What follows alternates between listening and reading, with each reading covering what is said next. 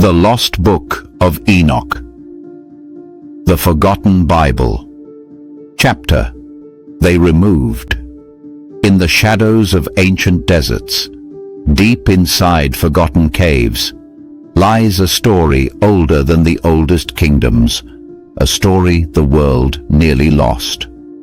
This is the tale of the Book of Enoch, a scripture once respected, then removed, hidden, and preserved only by civilizations who refused to let it die.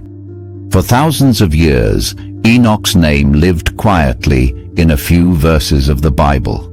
But the book that carried his visions disappeared from most traditions. Why? What did it contain? And why did ancient civilizations work so hard to protect it? Today, we explore the Bible's forgotten chapter, a text that reveals mysteries of angels, heaven, and a world that existed long before the flood. The man who walked with God. Long before Noah built the ark, before Abraham walked the desert, before Moses received the tablets, there was Enoch. According to ancient tradition, Enoch was not an ordinary man. He was described as a righteous observer, someone who walked with God and was taken to heaven without dying, a rare and mysterious honor. The Book of Enoch claims to record what Enoch saw after he was carried into the heavens. But these visions were not soft or symbolic. They were intense, cosmic, and filled with warnings.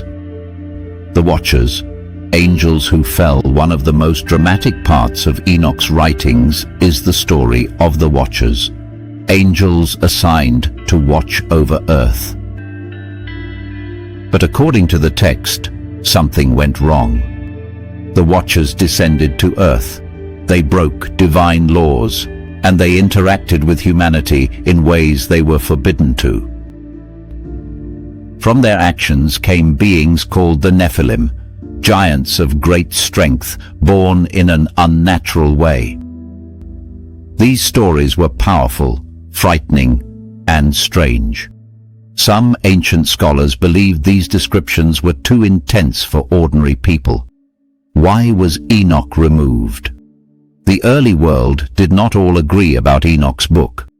Some communities believed the text was sacred and contained important truths about angels and heaven. But others hesitated. There were three major reasons Enoch was removed from many collections. It described angels and heavenly beings in extraordinary detail. Some believed these descriptions were too bold or too mysterious. It introduced the story of the Watchers and the Nephilim, ideas older than many established teachings.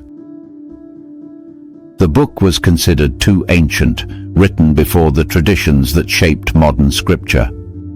And so, over centuries, the Book of Enoch disappeared from much of the world. But not everywhere. The guardians of Enoch, Ethiopia and Byzantium.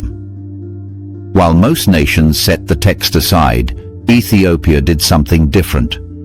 They preserved it, translated it, taught it, and protected it for centuries. Because of them, the full Book of Enoch survived. Meanwhile, in the Byzantine world, fragments appeared in monasteries, hidden inside ancient libraries, copied by scribes who believed the text held secrets worth remembering. Without these guardians, the Book of Enoch might have vanished forever. What did Enoch see? Enoch also wrote about the balance of the world, a harmony between light and darkness, order and chaos. He described how every star, every wind, every season had a purpose. To ancient readers, this idea was astonishing, a universe where nothing happened by accident. The Book of Enoch describes visions of heavenly realms, great storms of light, stars moving with purpose, angels who guide creation, the final destiny of souls. Enoch saw past, present, and future. He saw the rise of corruption, the arrival of great floods, and the judgment of the watchers who betrayed their purpose. Most importantly, the book carries a message. No secret stays hidden forever. Every act, every choice is seen. For ancient readers, this message was both comforting and terrifying. New expansion, the cosmic order. But Enoch's visions were not only about angels and warnings. He also described celestial movements, stars traveling in perfect order, guided by invisible laws. To ancient people, this was shocking. Most cultures believed stars were gods or symbols, but Enoch described them like creations following a grand design. Some scholars believe this early description inspired later civilizations, from Babylonian astronomers to Greek philosophers. Even today, readers are surprised at how closely Enoch's descriptions resemble organized systems, a glimpse into how ancient people understood the universe long before modern science. New expansion, the Dead Sea Scroll connection.